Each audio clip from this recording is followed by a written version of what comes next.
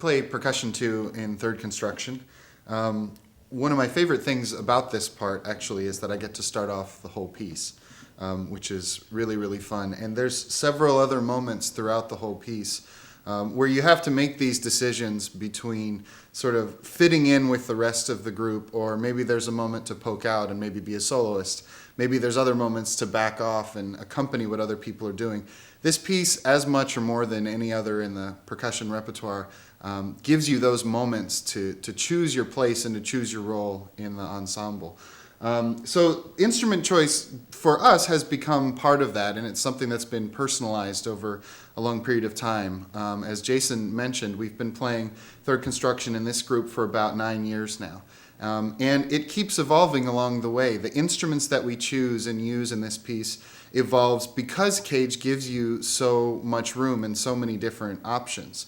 And as you get to know the score better and as you play it in lots of different places, you start to realize, I really like this thing, I want to keep it, or maybe this other thing isn't working as well. So in my setup, probably the thing that I get the most excited about is these cans, which I think are really cool.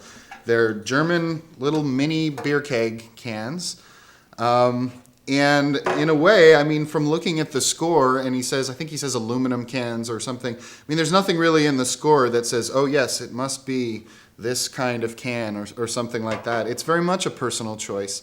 And again, in our group, we've decided with all the drums and with all the cans that we're going to make them all different among the different players. But we decided to do that. You could actually decide to make it much more homogeneous, to have drums and cans all kind of basically doing the same thing. The cans that I have, there's a couple of sections in the piece at letter H where I really get to poke out and do this kind of solo while the other three guys are playing a much more homogeneous thing that they're doing together. And these cans sound really, really cool for that part.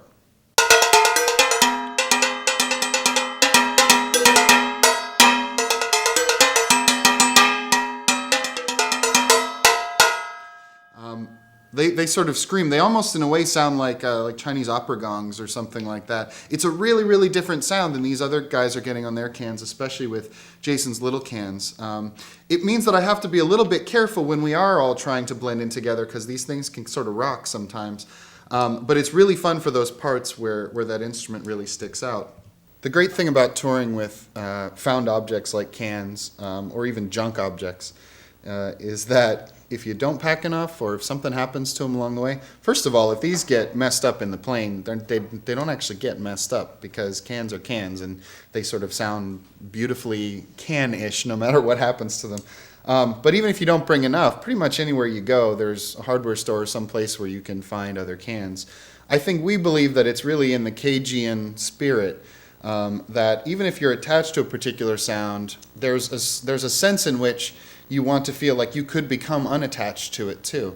And if I forgot all of my cans and landed in a town and went and got completely different cans, I think there's an idea that there is not a correct sound for the cans in Cage. There are one options among many, and there are many wonderful options. So the idea that I would substitute in some other cans in another town, I think we believe is very valid and is also kind of fun and exciting. Having said that, I'm pretty attached to my cans and I use them every time. But philosophically speaking, with pieces like this, it's fun to think that there's a world of possibilities of what can be done with instrument choice. As Jason mentioned with the drums, we most often play with drums that are sort of drum set tom-toms, and he and I try to get them to sound a little bit different. Mine usually are a little higher, and his are a little bit lower. I start the piece, and a lot of my tom-tom material is sort of soft stuff at the beginning of the piece.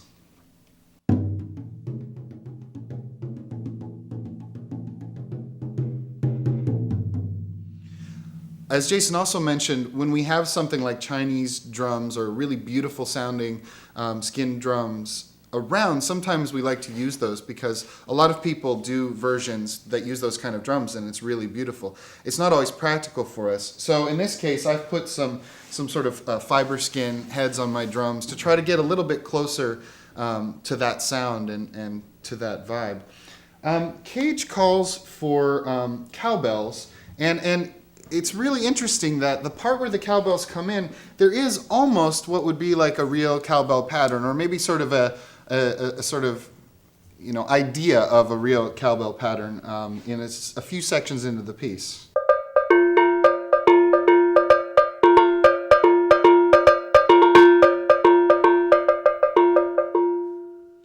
I've seen a lot of different versions of the interpretation of what to do with the cowbells. Some people use very beautiful resonant ringing Almglocken, where they actually get pitches, where they may have them in a tritone or even in some kind of tonal relationship.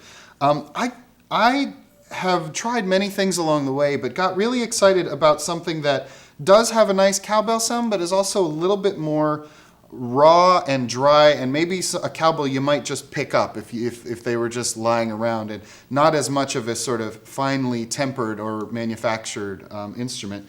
And even these two cowbells are very different from each other. I think I liked the sort of raw feel of that a little bit more. When you look at our setups, you may get a chance to see that we have some kind of a situation here where we've got some taped down and some foam and some instruments sitting on them. A lot of what you see us do in our version of third construction is meant to facilitate easy touring and being able to play it in different places. And our sort of catch-all solution for most percussion instruments is this weather stripping that you can find at the hardware store. I think it's used to seal windows, and that's why it's called weather stripping. All it ends up being is just a nice light little foam that you can put on nodal points of instruments that lifts it up and lets it resonate a little bit. And of course, as long as you have a table, you can tape this stuff down, throw instruments on it. It's not always the best possible situation you could ever find, but when you're touring a bunch of percussion pieces around, it's not always practical to have ornately built boxes and big, beautiful instruments to take with you. This ends up being a really nice thing. It definitely is preferable to just throwing something down on a table, because usually, most of the time, you want percussion instruments to be able to resonate a little bit. I think if I just threw these down on the table,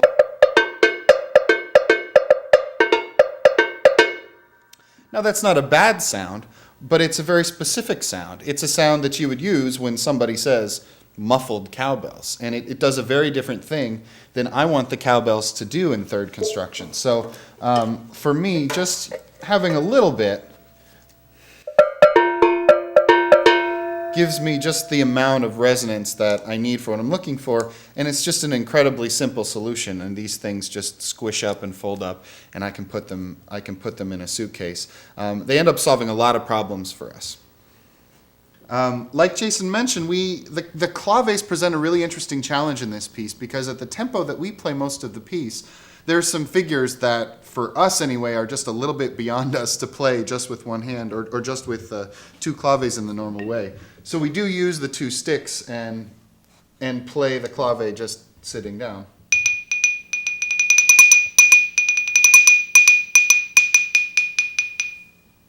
I only have that at the beginning. Later on, at the more climactic part, I have a part where I really rock out, and it's really fun.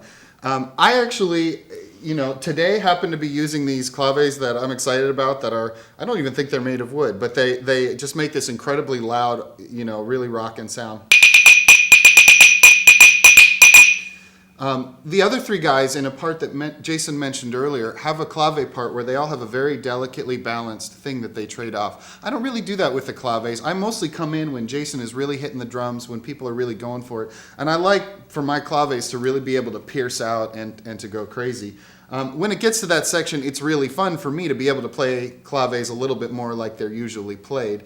So the way that we view how this piece evolves and the arc that it takes over its whole development really affects the way that we choose our instruments and how we play our instruments. Just as Jason mentioned, with starting with fingers going to sticks. I think we like to see the piece sort of ramp up and gain momentum over time. And for me, starting with a more delicate clave playing and then really going for it is indicative of a way to make that happen.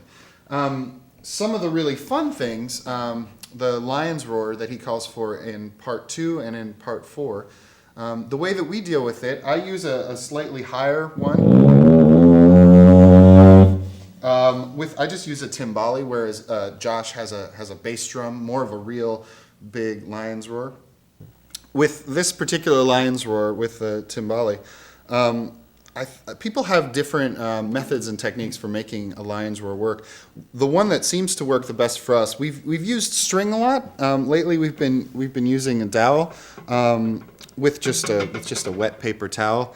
I think a lot of times for me, relying on a wet paper towel is a little bit easier than using rosin or using my fingers. I guess the thing I realized I liked about the dowel was that because it's rigid, it kind of stays in place. I have lots of moments in the piece where I have from one measure to get from the lion's roar to some kind of intense tom-tom playing. And so having the dowel right here is kind of cool because I can do that and then go to my sticks and go and play. That's just a functional thing that over time I've developed ways of being able to get quickly around these instruments, and that's worked out really well for me with the dowel. It wasn't my idea though, it was Josh's idea, so Josh had a great idea. But a lot of the ways that the setup is oriented is that constant journey of changing setups and letting them evolve to let you be more free in how you play the piece. I guarantee the first way that you set up this piece or any piece is probably not what you're going to end up with, because that's a really creative part of how you end up performing a piece, is actually how you set it up, because it affects how you move and how you look when you play. So some of these things with this lion's roar have evolved as part of my setup and how I interpret the piece. Part of the instrument choice, I guess the only thing that I can tune in my setup is the tom-toms, and I don't really have a specific scheme. It mostly has to do with how we relate to each other, and I try to make sure my drums are just a little bit higher than Jason's because of the way we view their role in the piece. Of course, selection of instruments is a kind of tuning, and so the cans that I've selected for this piece have a pretty broad range, and as we've been touring with them and they get beat up, it kind of changes over time. It's really fun that they don't have to be a specific pitch, because as they change, sometimes it's actually kind of a happy accident. It's cool when the can itself actually changes pitch. Right now they're sounding like this. You can see little marks on the top of them where I've hammered in to experiment a little bit with changing them up and down. That's a really fun thing to do. As Jason mentioned earlier, we've been excited lately about the way just rattan feels and sounds on these instruments.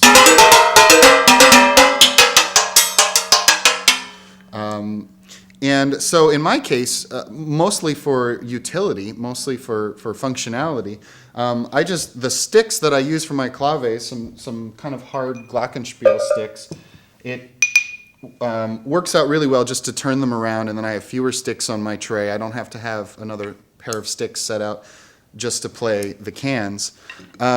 My part, something that's unique from anybody else, is that he does ask for some soft felt sticks or some timpani sticks in maybe just about a third of the way through the piece. Asks for these soft felt sticks on the tom-toms.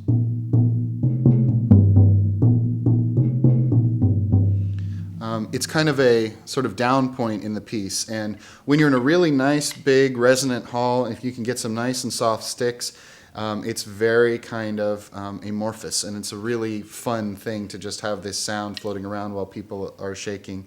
So that works out really well. As Jason mentioned earlier, when we get to the climactic part of the piece, we like to go to sticks. We're really fond of using kind of hard timpani sticks, the sort of depth that you get with a timpani stick as opposed to a thinner sound with a drumstick. But there are moments, there's a lot of dynamic contrast in the piece, a lot of soft and a lot of loud. And just a trick that I know lots of percussionists use, we just cover it up a little bit with moleskin, just so that when you're playing a little bit softer, it's not quite, if you just have wood when you're playing softly, there's a little bit of a tick sound on the head. Just a little bit of moleskin kind of allows you to take that off a little bit, but then when you're playing nice and loud, you still have that nice, full, big, loud sound. And I think that's almost all the stuff that I play sticks with. I just use nice, hard vibe mallets for my cowbell stuff. Again, you're not really playing cowbells the way that a cowbell was originally designed to be played. But that's cool because you have a lot of options that you can consider about how you're going to play them. I like for it to have a little bit of ring personally, but not too much. I want it to be nice and articulate too. I also like to use different spots on the cowbell depending on interpretively what I think is happening. There's one point where I have a polyrhythm, or not a polyrhythm, but a sort of layered part that goes like this. You could also play it like this. And it may even be in the part, I don't remember exactly now, that he might call for two different sticks. Regardless, it's clear from the notation that is the important rhythm going over the bar line that's going on there. So I just sort of make a choice there.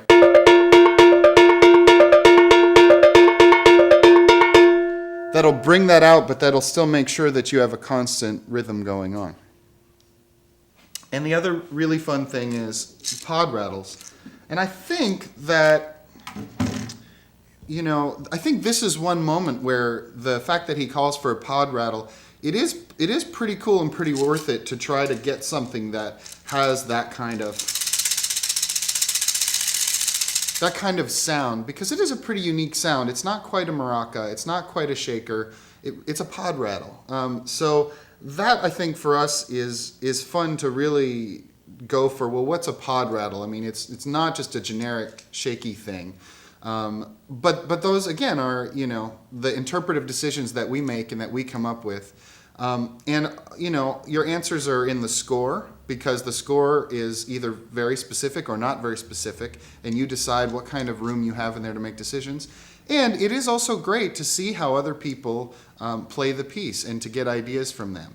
And it's okay to say, I like the way this person has done it, and I'm going to do that too. But it's also okay to say, well, but couldn't I also do this, or couldn't I also do that? And our version of this piece is different from Nexus's version, and from the Cincinnati Percussion Group, and from Cremata, and whomever else, in large part because of all these decisions we make about our instruments. So it's a really exciting part of the process.